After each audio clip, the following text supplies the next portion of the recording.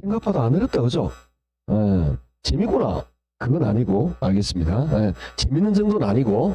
자, 이어서 계속, 탄력성을 좀 보도록 할게요. 탄력성이라는 거는 간단하게 이야기했듯이 어떤 자극에 대한 변화인데, 우리 요걸, 가격 탄력성이라고 말해요.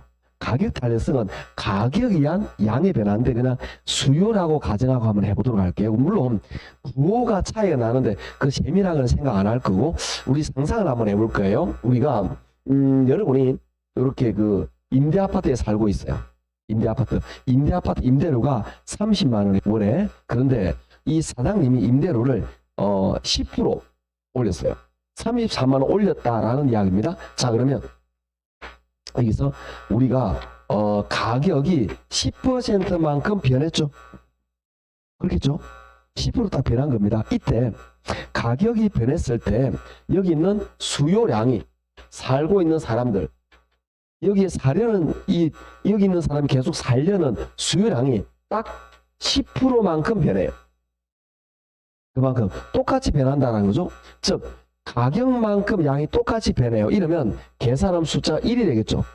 이거는 탄력성이 1이에요. 이게 기준이에요. 기준. 그래서 이걸 우리 이름을 붙였죠. 뭐라고 붙였냐면은 단위 탄력적이다라고 이름을 붙인 거예요. 한번 따라해 볼까요? 단위 탄력적이다. 이렇게 표현을 합니다. 그런데 이게 더 많이 변할 수도 있어요. 이런 느낌이죠. 가격이 10% 올라갔을 때, 즉, 이 사장님이 임대료 가격을 10% 올렸습니다. 이때 세들어 있는 수요자가 한 40%가 떠나가요.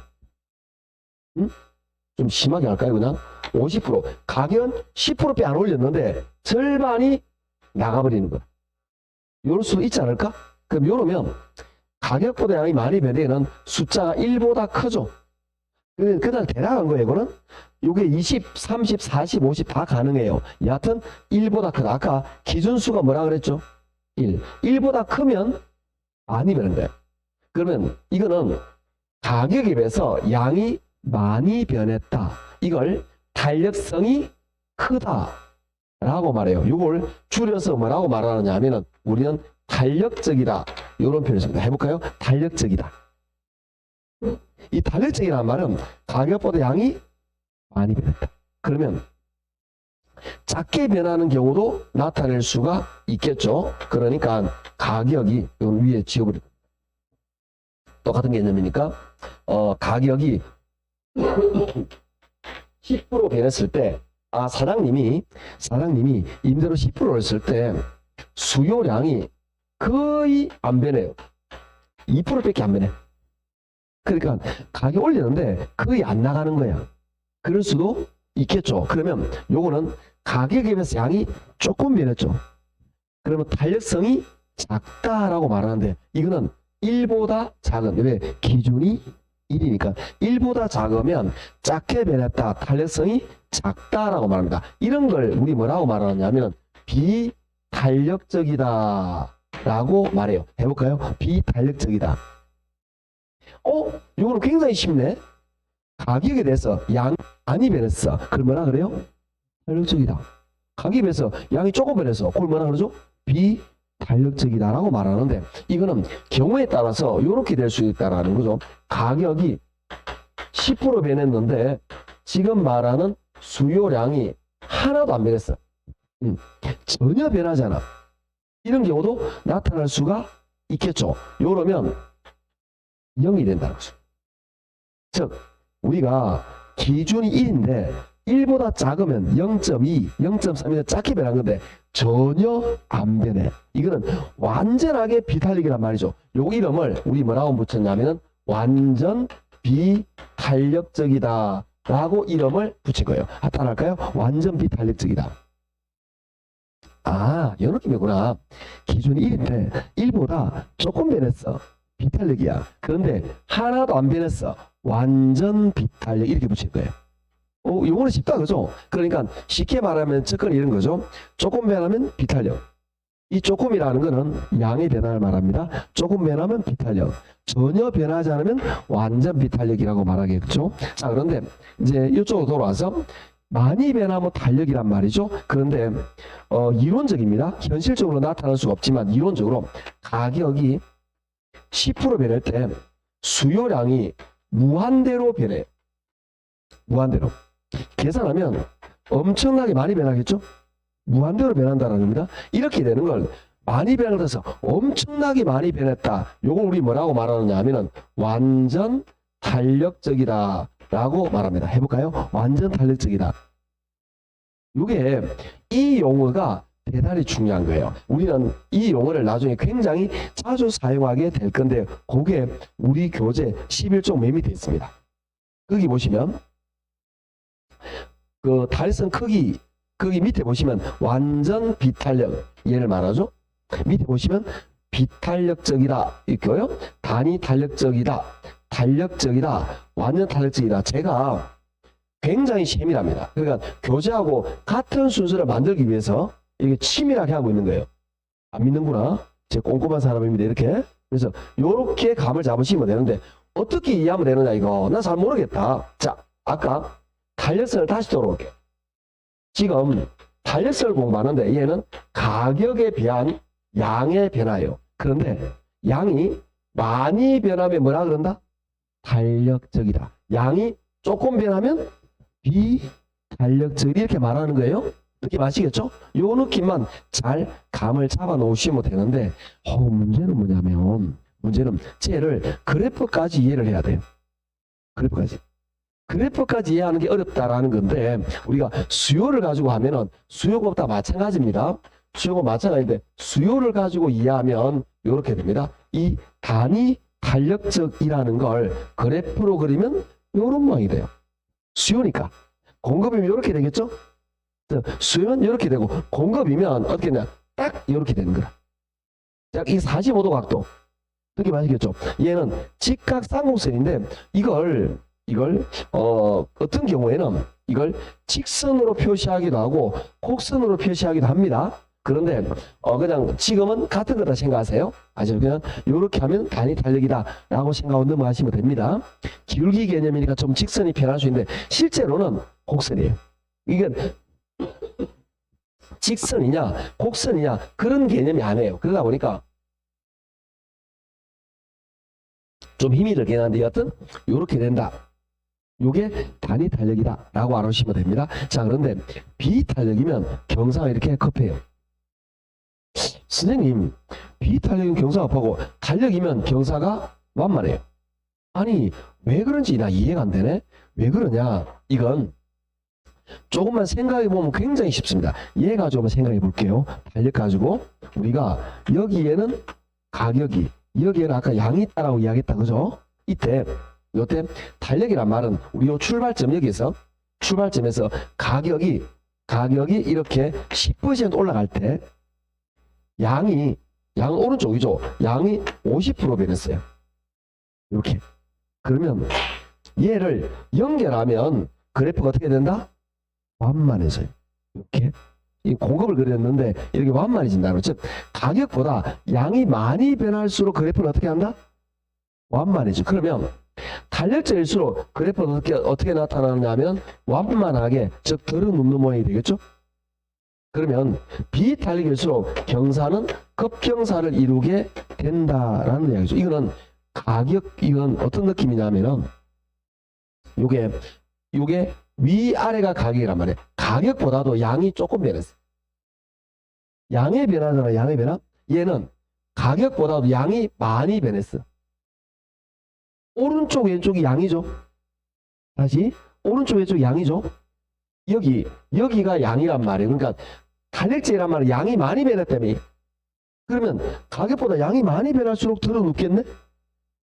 그렇게 되는 거고, 비탄력은 양이 조금 변했네.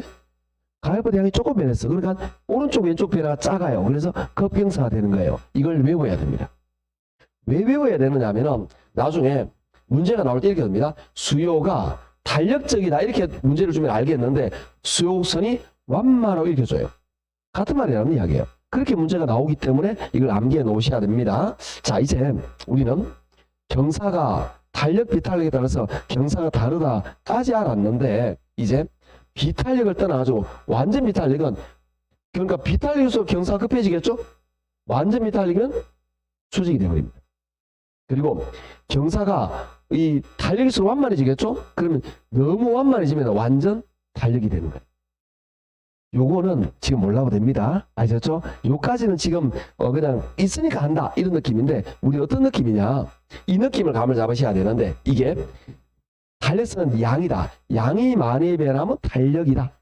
그리고 탄력적일수록 기울기는 완만하다. 이게 정리되고 적절하게 암기가 되셔야 돼요. 이게 이런 것들 연결시켜서, 그래서 이 그래프 저 표를 보면 오른쪽으로 설명이 나옵니다. 그래서 오른쪽에 수요선 모양 보면 수직선, 급경사, 직각상호선, 완만, 수평선, 그게 이걸 나타내거든요.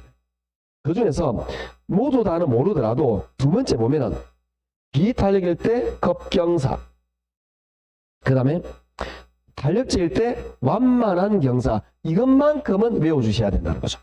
왜? 이걸 섞어서 문제를 할 거니까 완전은 다음에 할 테니까. 자, 그러면 이 탄력성이 어떤 영향을 주게 되느냐라는 것들에 대해서 우리는 한번 살펴보도록 할 건데요. 자, 넘어가 볼게요.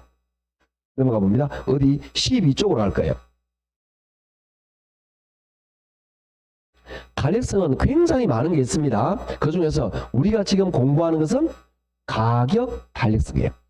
가격 탄력성은 가격에 의한 양의 변화를 나타낸다. 이렇게 보시면 되는데, 이게 가격 탄력성에 영향을 주는데 동그라미 6번 볼 거예요. 중간에 수요의 가격에 영향을 주는 요인 보시면 첫 밑줄입니다. 대체재가 많을수록 탄력적이다. 자, 이건 우리가, 자, 이제 우리는 이 용어를 확대를 해볼 거예요. 어떻게 확대할 거냐면 저랑 같이 우리가 지금 탄력적이다, 그리고 비탄력적이다라는 개념에 대해서 약간 정리를 할 건데요. 탄력적이다라는 말은 우리 어떻게 하느냐? 탄력적인 말은 가격에 대해서 양이 많이 변한 거죠. 요거죠. 탄력적인 말은 어떻게 되냐면은 수요랑 공급량, 양이, 즉 가격 변화보다도 양의 변화가 크다. 양이 많이 변했다. 이걸 우리는 탄력적이라고 말합니다. 그러면 양이 많이 변할 수 있는 배경을 한번 이해를 해보도록 하죠.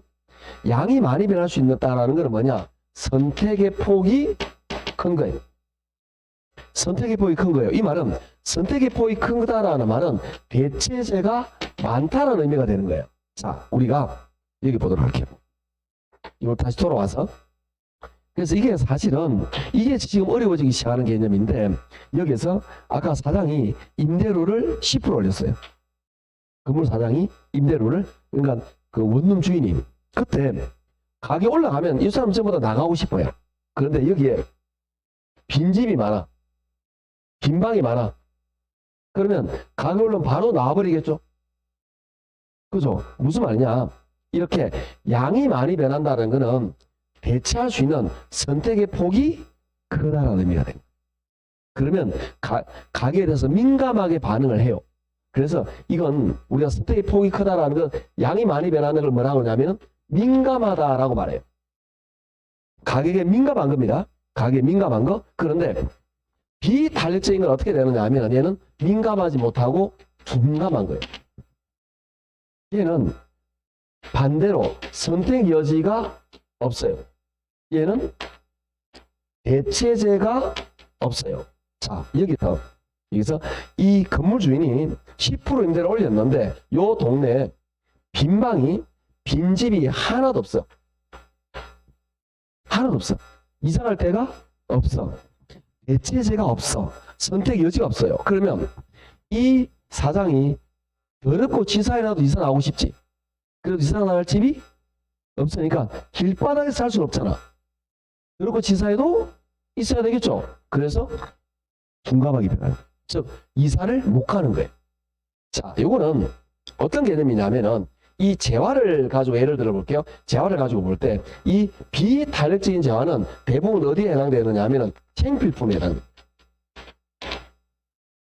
비탄력적인 재화는, 즉 이 탄력적인 재화는 생필품이 아니고 고가품이에요.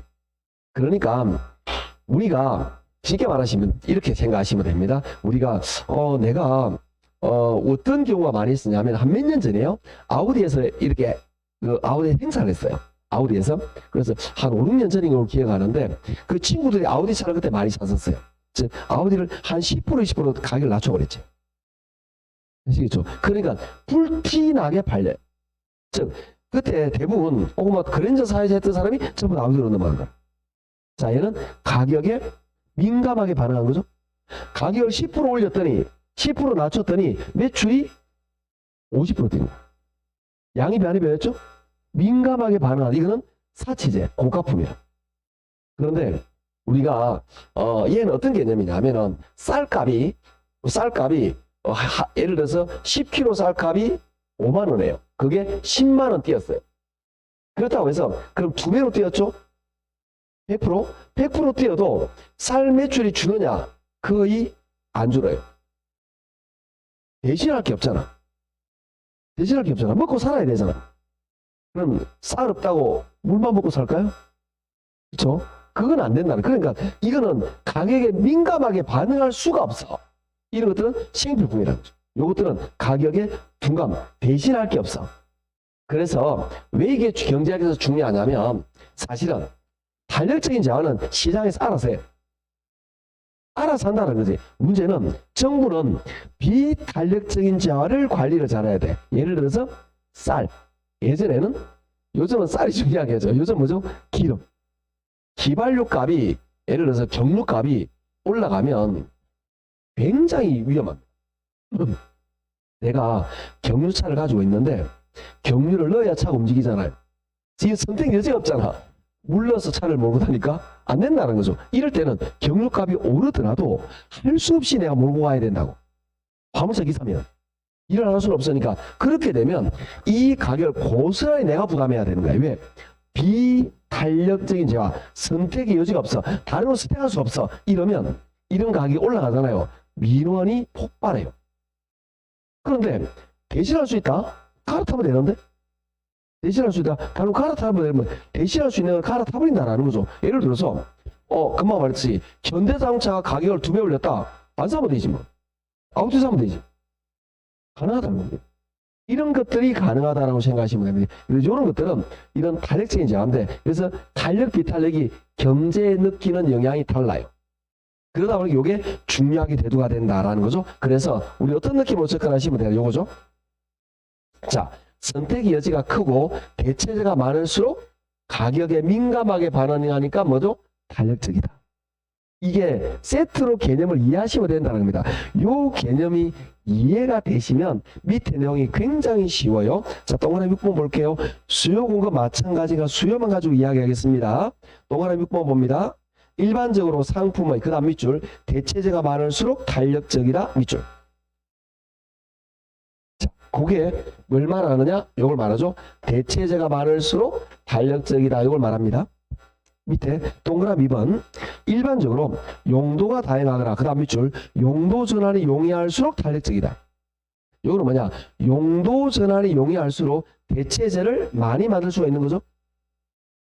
아니 우리가 주택 같은 경우도 원룸, 투룸, 쓰리룸 있는데 이게 예를 들어서 100개 있어요. 그런데 이걸 이동을 못하게 만들어 놨어. 그런데 그럼 어려운데 이동이 용이하단 말이에요. 그런데 사람들이 원룸보다 투룸을 좋아하기 시작해. 그러면 원룸에서 투룸으로 용도를 바꿔버리는 게 쉽다면 대체재를 쉽게 만들 수 있잖아요. 그러면 탄력적이 되는 겁니다. 세 번째 밑에 수요의 측정 기간 밑줄 장기일수록 탄력적이다 밑줄. 기간이 길수록 대체되는 재화를 만들 시간이 충분하겠죠. 짧은 기간에는 대신할 재화를 못 만들잖아. 자, 지금 사람들이 원룸, 투룸, 쓰리룸 있는데 투룸을 좋아해요. 원룸이 있어. 그 용도 변경할 시간이 필요하지 않을까? 예를 들어서 보름이면 된다. 보름 정도 되면 대체재를 많이 만들 수 있겠네? 그래서 기간이 충분할수록 대체재를 많이 만들 수 있으니까 탄력적입니다. 자, 핵심은 요거죠. 핵심은 요게 탄력이에요. 요게. 그런데 요걸 나타내는 게 용도 변경이 용이할수록 대체재가 많으니까 탄력적이다. 그 다음에 장기일수록 대체재를 만들 시간이 많으니까 탄력적이다. 이런 느낌으로 접근하셔야 된다는 거죠. 이걸 단순히 외우지 말고 그럼 시험은 어떻게 나오냐? 정말 이게 쉽게 나옵니다. 이렇게 나와요. 용도 변경이 수요의 용도 변경이 용이할수록 탈세가 이렇게 시험 문제 나와요. 대부분 문제가 이렇게 아주 단순하게 나오니까 이런 부분을 보시면 된다. 이게 탈세의 기본적인 개념이에요. 그러면 이 개념은 나중에 계속적으로 우리가 이야기할 내용들이에요. 요걸 이야기할 건데 지금 말한 것들만 선생님 난 이해했어. 그러면 제가 1월달, 2월달에 설명할 때 여러분이 이해 안 될 게 거의 없어요. 이걸 배경을 딛고 조금 더 자세하게 들어가는 거예요. 이걸 기초, 즉 배경으로 두고 요 배경을 깔고 요걸 조금 더 응용시켜서 나가는 게 다음 내용이다라고 생각하시면 됩니다. 아셨죠? 요게 수요가 탈세의 기본적인 내용이었는데 이게 좀 어려워요. 제일 어려운 내용이다라고 생각하셔도 무방합니다. 이렇게 해서 우리는 이제 수요금은 간단하게 마무리를 했어요. 그러면 여러분은 이렇게 생각하잖아요. 아니 이 파트는 항상 어려운 것만 있느냐? 아니에요. 쉬운 것도 있어요. 그래서 어려운 건 이제 끝났고 쉬운 거 수요금과 탈해서 마무리했습니다. 자 이제 쉬운 것들이 있는데 두 가지가 있어요. 어떤 것들이 있냐면은 부동산 경기 변동이라는 거와 거미지비론이라는 게 있어요. 그래서 요 놈을 간단하게 한번 정리를 한번 해볼 거예요. 경기 변동이 있는데 경기 변동은 크게 어려운 거 끝났다 그랬죠. 분위기가 아주 안 좋아졌어. 분위기 좀 심각해지고 있는 것 같아요. 그래서 너무 깊이 생각하시지 말고 선생님 이해 안 됐네요. 괜찮아요. 1월달에 한 번 더 들으면 이해가 돼요. 이게 한 번만에 들어서 이해하는 사람 좀 드물어요. 물론 내가 예전에 공부 좀 했어. 그러면 대부분 어디에서 힘들어 많이 하냐면은 탈세의 개념을 착각을 많이 해요. 그래서 이걸 듣고 탈세 그런 느낌이었구나라고 접근해 놓으면 나중에 문제 다루기 수월해지는 거고, 그런데 좀 헷갈리네? 알 것도 같고 그런데 좀 어려워 이렇게 되시면 한 번 더 들으면 그냥 이해가 된다고요 나중에. 그래서 편하게 생각하시고 이제 쉬운 걸로 넘어갈까요? 항상 제가 어려운 것만 하진 않아요. 쉬운 것도 막 하고 그런 걸 볼 건데, 경기 변동이라는 건 뭐냐면은 여기 생략되어 있는 거죠. 뭐냐면 부동산 경기 변동이죠. 부동산 경기 변동인데 이 부동산 경기는 여기서 우리는 세 가지를 배웁니다. 첫째 뭐냐? 이 부동산 경기가 일반 경기와 어떤 차이가 있느냐라는 거죠. 즉 부동산 경기 변동에 어떤 특징이 있느냐라는 걸 배울 거예요. 일단 이걸 배웠고요. 두 번째는 이 경기 변동은 크게 두 가지로 나누어 냅니다. 어떤 것들이냐면 순환하는 경기 변동이 있고 비순환, 순환하지 않는 경기 변동에서 이거에 대한 내용을 정리할 건데요. 먼저 부동산 경기의 특징은 교재를 보면서 가볍게 하도록 할게요. 그게 가로 1번에 있습니다. 12조 1번에 보시면 부동산 경기 변동의 특징, 요거 밑줄 거 하나도 없어요. 왜? 상식적이기 때문에. 교재를 보면서 볼게요. 1번. 일반적으로 부동산 경기는 건축 경기를 말하며 주거용 부동산 건축 경기가 중심이 된다. 그러니까 우리가 부동산 경기하고 지금 말하는 거는 일반 경기를 말하는 게 아니에요. 일반 경기라는 거는 뭐냐면은 수출이 잘 돼, 안 돼, 주가가 높아, 낮아, 이게 일반 경기라. 그런데 여기서 말하는 건 뭐냐? 부동산 경기라는 거죠. 부동산 경기는 어떻게 표현하느냐? 쉽게 말해서 여러분이 부동산 경기가 좋은지 안 좋은지는 우리 아파트 앞에 있는 중개사무실을 찾아가면 돼. 중개사무실 소장님이 정신없이 바빠. 막 전화하고 그다음 물건 연결해. 그러면 부동산 경기가 좋은 거예요. 근데 소장님이 그냥 가만히 앉아가지고 폰 보고 있어. 폰질하고 있어. 카톡하고 있어. 그러면 부동산 경기가 안 좋은 거예요. 아주 간단한 거죠. 그러면 이 부동산 경기 그걸 뭘 말하느냐 하면은 여기서 건축 경기를 말해요. 그러면 이 앞에 건축이 확 일어나고 활발하게 매매가 있어요. 소장님 정신없어. 그런데 이 동네 건축 경기가 없어. 이 동네 분양도 없고 매매도 없고 건축도 없어. 그럼 조용해요. 이러면 경기가 안 좋은 거예요. 아주 간단한 거죠. 그래서 건축 경기라고 보면 되는데 건축 경기죠. 주로 주거용 건축 경기를 말합니다. 그래서 일반적으로 여러분이 나중에 중개업을 하시면 대부분 주택이 주예요. 주택은 생필품이니까 주인데 토지 매매 굉장히 드뭅니다. 거의 없어요. 그러니까 주가 건축 경기 중에서 주거용 건축 경기가 주다. 그래서 부동산 경기 변동은 일반적으로 주거용 건축 경기로 좁게 말할 수가 있다라는 척. 이 동네 주거용 아파트 물건 분양 건축이 많아. 그러면 소장님 정신없다니까. 그런데 금방 그러지. 대부분 이런 아파트 같은 주거용 건축 경기가 부동산 경기에 가장 큰 영향이다 라고 보시면 됩니다. 자, 그 다음에 동그라미 2번 볼게요. 동그라미 2번인데 이게 좀 어려운 내용입니다. 두 번째 줄에 밑줄 그었어요. 가중평균만 밑줄 긋 들어가죠.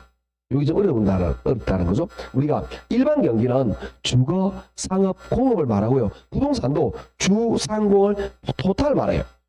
그런데 이게 일반적으로 좀 경기가 어떤 현상으로 나타나느냐 하면은 우리가 금방 주, 상, 공이라고 하는데 상업과 공업 경기는 일반적인 경기와 같이 갑니다.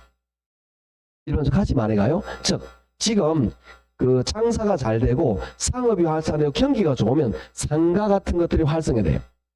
이쪽으로 바로 연결이 된다는 거죠. 그런데 주거는 요가 조금 순환이 달라요. 즉 경기가 좋으면 요쪽에 먼저 투자가 돼요. 요쪽에 투자가 되고 나서 요 투자가 마무리되는 시점에 주거용으로 넘어가요. 그래서 주거용 경기는 일반적으로 경기의 끝물인 경우가 좀 많아요. 일반 경기하고 연결되지 않는 경우가 많이 나타나죠. 그러다 보니까 어떤 데서 나타나면 요게 우리가 경기 변동, 요거의 요걸 가중 평균하다 보니까 일반 경기하고 부동산 경기 뭔가 연결이 잘 안 되는 경우도 많이 있어요. 그건 이유가 뭐냐? 이는 주상공을 가중 평균하다 보니까 이런 현상이 나타난다라고 보시면 됩니다. 그 다음에 동그라미 3번에 보시면 부동산 경기는 일반 경기에 비해 진폭이 크고 그 다음에 넓다 이런 느낌이죠. 이건 무슨 이야기냐면은 일반 경기는 10년 정도 주기를 봅니다. 그런데 부동산은 20년 주기로 보겠죠. 그러다 보니까 10년보다도 주기도 길고 깊이도 더 깊겠다. 뭐 이렇게 이해하시면 되겠죠. 이런 것들이 이 일반 경기와의 차이점이다 라고 가볍게 보시면 됩니다. 그래서 부동산 경기는 일반 경기와 이런 차이가 있다 라고 이해해 놓으시면 되는 거고요. 자, 순환이 있고 비순환이 있는데 순환은 요렇게 오르막 내리막 요렇게 오르막 내림을 그리는 걸 우리 뭐라 그러냐면 순환 경기 변동이라고 말을 합니다. 그 다음에 비순환은 이 순환하지 않는 걸 말하는 건데요. 비순환은 우리 교재 보면 세 가지 정도를 정리하고 있어요. 첫째, 추세 변동이라는 게 있어요. 그럼 교재를 보면서 하면 됩니다. 이거는 거기에 동그라미 1번 보면 장기적 추세 변동이라고 말하는 거죠. 요걸 말하는 거예요. 여기 보시면 밑에 50년 또는 그 이상. 자, 예를 들면 우리 안동에서 경북도청이 들어왔잖아요. 그죠? 저런 것들 또는 세종시에 정부 청사가 들어왔어요. 이런 것들은 그 지역에 큰 영향을 주죠. 거기에 따라서 교통 환경이라든지 주거의 변화, 입지 변화가 굉장히 많이 나타나. 이거는 우리 지역에 50년, 100년 이상의 큰 영향을 주는 변동. 그런 것들을 추세 변동이라고 말을 해요. 예를 들면 구미에 아주 오래전에 박정희 대통령이 구미에 공단을 만들었죠. 그때부터 구미가 지금까지 변화를 겪고 있는 거죠. 그런 변화. 이런 변화들은 그 지역으로 보면 추세 변동이라는 거죠. 50년, 100년에 영향을 주는 큰 변동이다 라고 생각하시면 됩니다. 자, 두 번째 보시면 무작위 변동이라는 게 있죠. 무작위 변동은 다른 말로 불규칙 변동이라고도 합니다. 그럼 불규칙적으로 변화가 나타나는 이런 현상을 우리는 무작위 변동이라고 말하는데 대부분 뭐냐면 자연재해예요. 또는 정부 정책입니다. 자연재해는 뭐냐면은 우리 예전에 얼마 전에 한 2년 정도 전에 포항 또는 경주에 지진이 일어났어요. 지진이? 그러면 원래 포항이나 경주 이런 지역에 지진이 자주 일어나는 지역은 아니었단 말이죠. 근데 포항, 경주 이런 데 지진이 일어났어요. 그러면 집값이 어떻게 될까요? 올라간다고 우리 대화 안 된다. 아니 자고 있는데 집이 무너지려고 그러는데 누가 그게 집값이 올라가겠냐고 상식적으로 말이 안 되는 거예요. 다 바로 집값이 확 떨어집니다. 요거는 알 수가 없어요. 아니 지진이 일어날지 누가 알겠냐고. 아무도 몰라요. 물론 예측이 어느 정도 가능하긴 합니다. 그런데 이 지질의 변화는 굉장히 큰 시간을 두기 때문에 사실은 몇 년이 예측 안 돼요. 대부분 100년 이상으로 본대요. 100년 안에 지진은 안 이렇게 보는 거죠. 왜냐하면 지구라는 큰 틀에 볼 때 100년은 너무 짧은 시간이죠. 우리는 긴 시간이지만 그러다 보니까 이건 예측이 거의 불가능해요.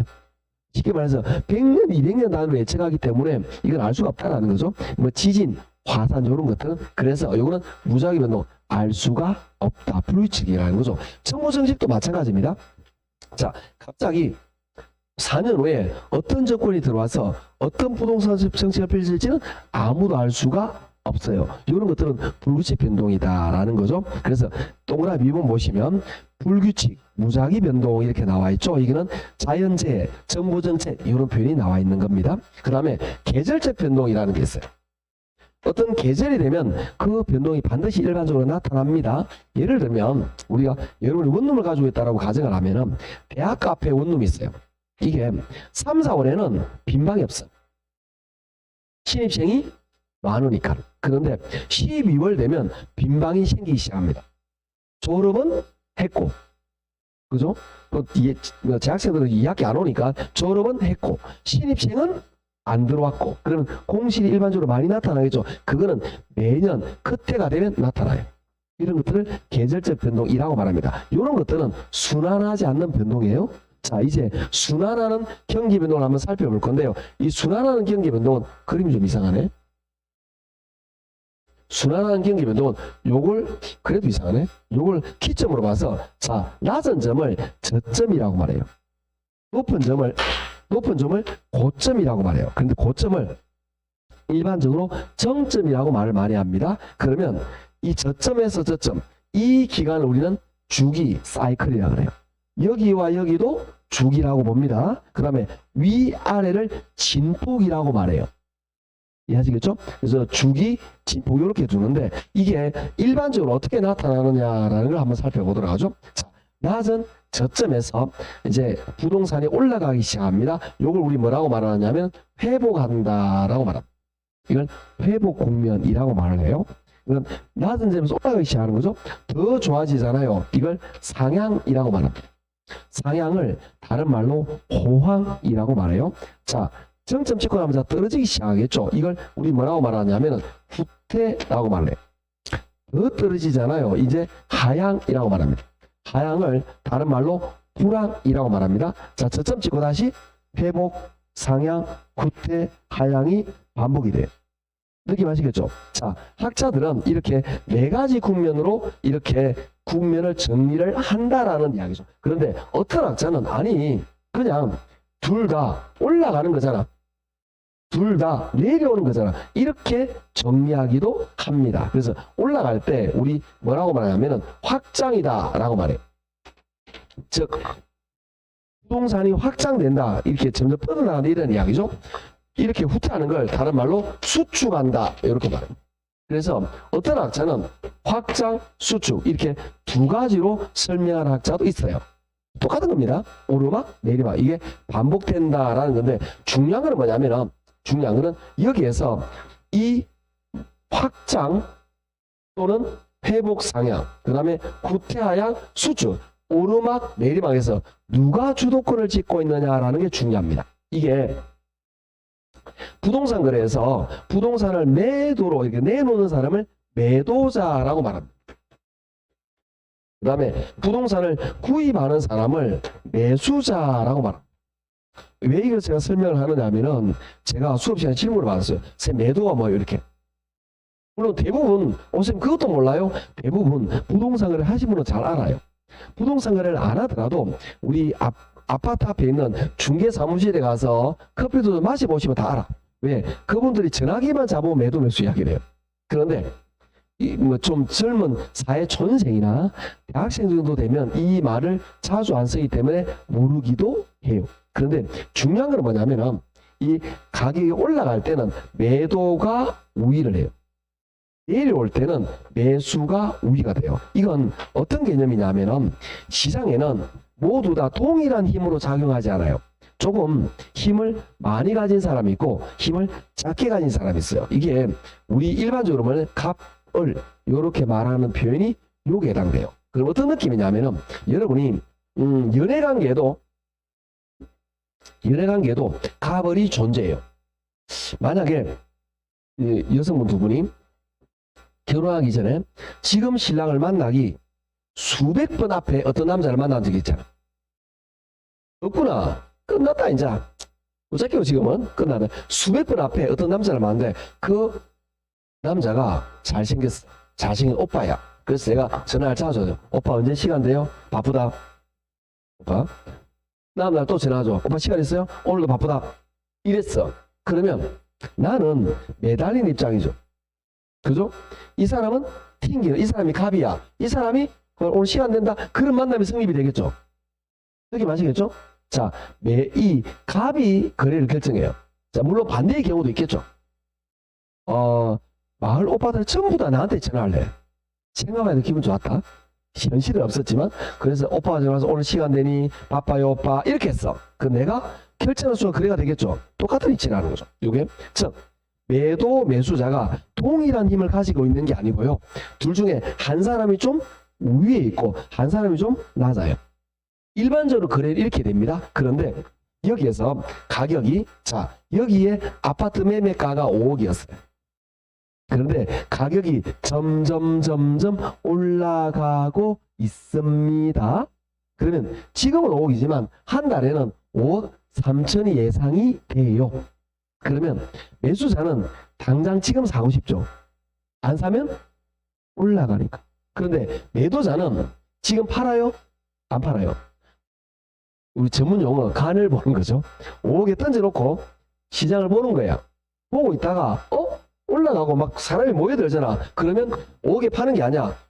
잠깐만요. 우리 시장한테 물어볼게요. 이렇게 말하는 거야. 중개사님이 제일 싫어하는 표현들입니다. 중개사님 싫어하는 사람들, 여러분 그러시면 안 됩니다. 중개사님 가슴이 철렁합니다. 이렇게 되는 거죠. 그럼 중개사는 누구한테 매달려야 돼요? 매도를 설득해야죠. 매수자는 돈을 들고 대기를 하고 있어요. 경기가 좋아. 저희 지역에, 제가 경남 진주대요. 혁신도시 상가 또는 아파트 매물이 굉장히 많을 때, 즉 서울 지역에 두 개 세력이 모여 있을 때는 내로 바로 그날 팔려. 매도자가 돈을 들고 준비를 하고 있어. 물건이 없어. 왜? 가격이 계속 올라가거든요. 올라가는 게 물건 들고 이 사람들이 돈을 들고 중개사한테 부탁하지. 야, 물건에서 바로 내인데 이야기해줘. 바로 이야기해줘. 라고 이야기했는데 매수자가 기다리고 있어요. 왜? 가격이 올라가거든 지금. 왜 올라가죠? 피가 붙는 거죠. 피가 붙으니까 물건만 나오면 바로 거래가 되는 거예요. 그래서 매도자가 오케이 하면 바로 거래가 되겠죠. 그래서 매도 우위가 됩니다. 어떨 때는? 올라갈 때는. 자, 반대의 경우 볼게요. 이제 가격이 내려옵니다. 자, 지금 5억이지만 지금 시장 같으면 좀 있으면 4억 5천에 거래가 될 것 같아요.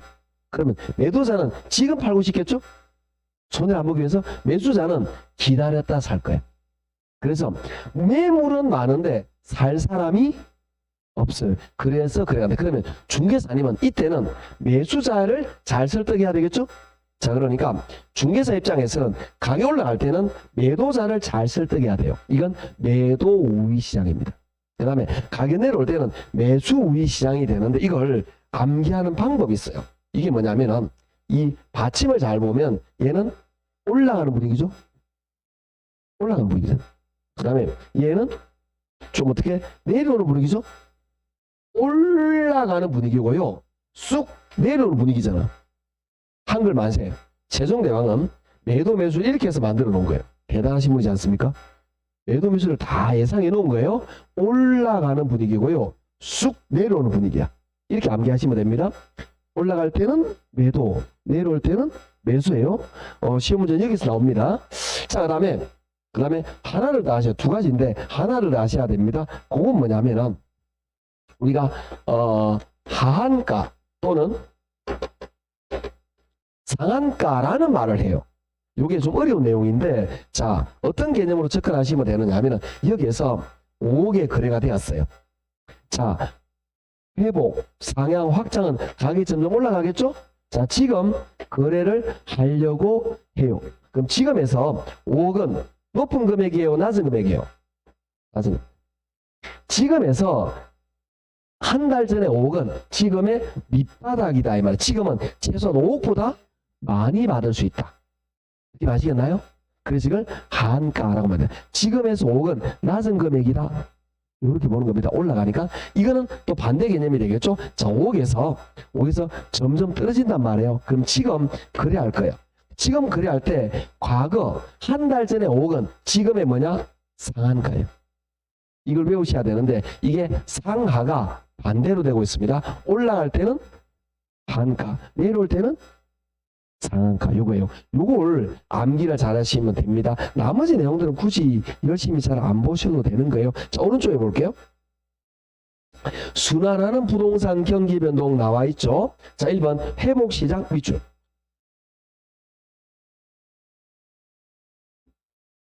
두 번째 줄입니다. 과거의 사례 가격은 새로운 거래 기준이나 한선만 밑줄. 밑에 매수자 중에서 매도자 중시로 변환된다. 매도자 중시 밑줄. 자, 여러분이 어디에 밑줄 거냐? 요거죠. 하한선, 매도 우위, 여기에 밑줄을 껐습니다. 자, 밑에 상향시장 밑줄. 두 번째 줄입니다. 과거 사례 가격은 새로운 거래의 하한선이 된다. 하한선 밑줄. 밑에 매도자 중시 밑줄. 여기에다가 밑줄을 껐는데 밑줄 건 내용이 회복과 상향이 동일합니다. 이해하시겠죠?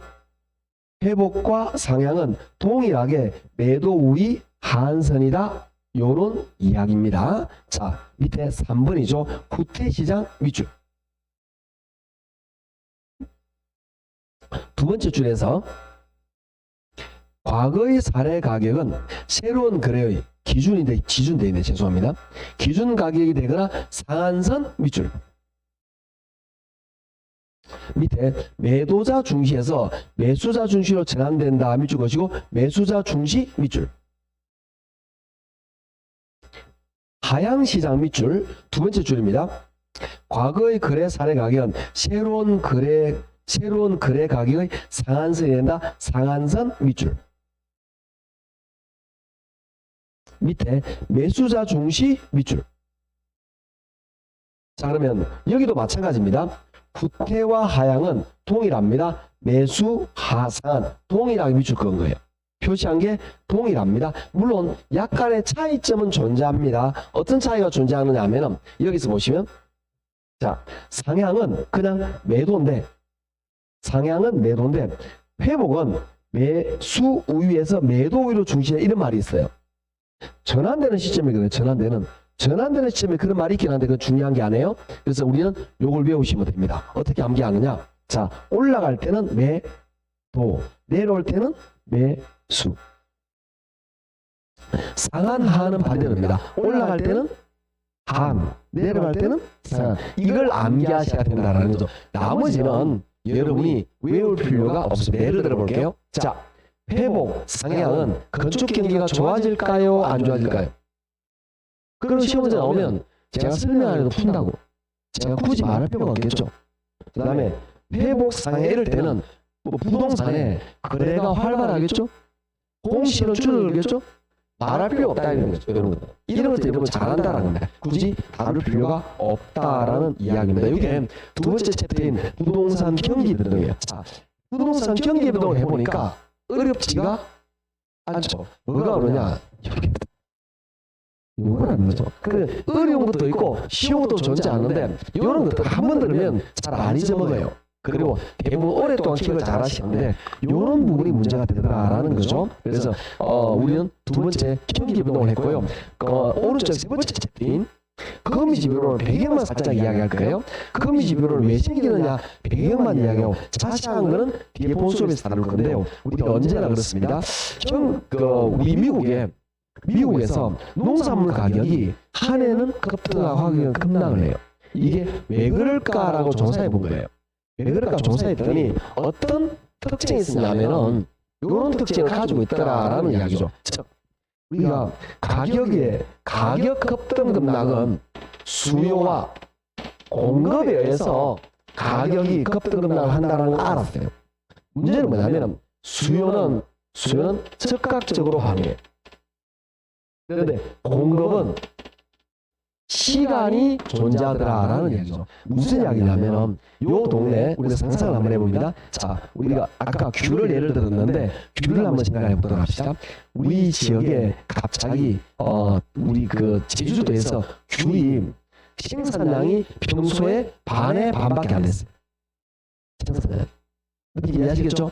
생산량이 반의 반밖에 안 됐다. 어떤 현상에 의해서 굉장히 귤이 급격하게 양이 생산이 안 됐다라고 봅니다. 이 농민들이 다른 작물을 많이 재배한 거예요. 그러면 현재 귤이 부족하겠죠? 그런데 사람들은 귤에 대한 수요는 있죠. 수요는 즉각적으로 반응하죠. 여러분이 시장에 귤을 사러 갔어요. 비싸? 바로 안 산다고. 수요는 즉각적으로 반응하겠죠? 이렇게 즉각적으로 반응하는데 공급은 시간이 많이 존재한다라는 거죠. 자, 그러면 자, 상상을 한번 해보는 겁니다. 현재 귤 가격이 굉장히 비싸요. 굉장히 비싸. 그러면 또는 귤이 없어. 그러면 수요는 즉각적으로 반응해. 귤이 없어? 그러면 사고 싶다는 즉각적으로 반응을 하는데 공급은 귤이 비싸. 그런데 공급하는 데는 시간이 많이 걸려요. 왜냐하면 이건 이 작물을 심어가지고 자라는데 시간이 많이 걸린다라는 거죠. 즉 수요는 즉각적으로 반응하는데 공급은 뭐가 필요하냐면 시간이 걸려요. 시간적인 불일치가 나타난다라는 거죠. 이것들에 의해서 가격이 급등급당, 즉 공급의 시간 차이 때문에 거미집이론이 발생한다라고 보시면 됩니다. 그래서 거기 보시면 어떤 부분은 볼 필요 딱 하나만 보시면 됩니다. 동그라미 2번입니다. 가격 변동 시 수요는 즉각적인 반응을 보이나 공급은 일정한 시간 차이를 두고 반응한다. 그것 때문에 거미집이론, 이 공급의 시차 때문에 가격에 급등급락이 나타날 수가 있다라는 이야기예요. 자, 상상을 한번 해봅니다. 예를 들어서 미국에서 옥수수를 보시면 됩니다. 옥수수 가격이 급등을 해요. 가격이. 그러면 농민들 입장에서는 우와 괜찮네 하고 수확을 어떻게 할까요? 늘리겠죠. 가격은 비싸지만 그럼 지금 심으면 1년 후에 수확량이 어떻게 될까요? 많아지겠죠. 수확량이 많아지는 지금은 가격이 급등해요. 그런데 1년 후에는 수확량이 너무 많으니까 다시 가격이 어떻게 될까요? 급락하면 농민들은 어떻게 하죠? 밭을 갈아버려요. 옥수수를 안 심는다는 거죠. 자, 전제 조건이 있습니다. 지금같이 이렇게 정보라든지 알려지는 게 아니고 지금 이 이야기는 언제 이루어진 거냐면 100년 전의 미국이에요. 100년 전에 이런 넓은 미국 땅에서 어떤 작물이 얼마나 잘 재배될지 잘 모르는 거야. 농민들이 알아서 판단했다는 거죠. 그러다 보니까 이게 급등급락, 즉 많이 심고 갈았고 이게 반복될 수 있었다라는 거죠. 요즘은 이런 일이 거의 없어요. 왜 없죠? 자, 지금 우리가 어떻게 이해하시면 되느냐면 미국도 그랬지만 우리나라에서 이런 현상이 많이 있었습니다. 지금 좀 이따 김장철이다, 그죠? 김장철에 고추라든지 배추 이런 것들이 급등급락이에요, 우리나라도. 요즘은 몇십 년 전에는 급등급락이 굉장히 많았어요. 요즘은 거의 없죠. 왜 그렇죠? 중국의 수준이에요. 중국. 즉 뭐냐면 예전에는 이 미국이나 우리나라도 마찬가지지만 이렇게 제한적이었어요. 이게 옥수수 미국 내부였다라는 거지. 100년 전에는. 그런데 지금은 이것들을 수입 수출이 가능하다라는 거죠. 남으면 수출하고 부족하면 수입한다라는 거죠. 그러니까 예전에 100년 전에 미국이나 이런 경우에는 폐쇄 경제다 보니까 농산물이 급등급락을 하는 게 나타나는데 지금은 전 세계가 사실은 몇 주일 안에 1-2주일 안에 바로 대체가 돼버려요. 그러니까 급등급락이 잘 안 되겠죠? 잘 안 된다는 거죠. 그런데 왜 그럼 이게 나타나느냐? 농산물은 이제 급등급락이 거의 없어요. 있지만 예전만큼은 없다라는 겁니다. 그런데 부동산은 아직도 급등급락이 존재를 해요. 이 지역에 주택에 대한 수요가 있어요. 갑자기 공급하기가 어렵겠죠? 시간이 존재하겠죠. 이 동네 수요가 줄어요. 갑자기 공급을 줄이기가 어렵겠죠. 시간이 많이 걸리겠죠. 부동산은 공급의 시차가 존재한단 말이에요. 그러니까 가격에 급등급락이 존재하는데 그래서 거미집이론을 우리 수업 시간에 배우는 거다. 요 느낌만 딱 잡아놓으시면 됩니다. 여기까지 해서 우리 뭘 배우냐면은 경제론 공부를 한 거예요. 수용업과 탄력성, 그 다음에 경기분동 같은 이런 것들을 쭉 정리했는데 어려운 것도 있고 쉬운 것도 있다. 선생님 들어보니까 대략 알겠습니다. 자세히는 모르겠지만 어느 정도 알겠습니다. 그 정도만 돼도 괜찮아요. 다시 한 거는 이걸 다시 배우면 됩니다. 우리 좀 쉬었다가 시장부터 넘어가도록 하죠. 좀 쉬죠.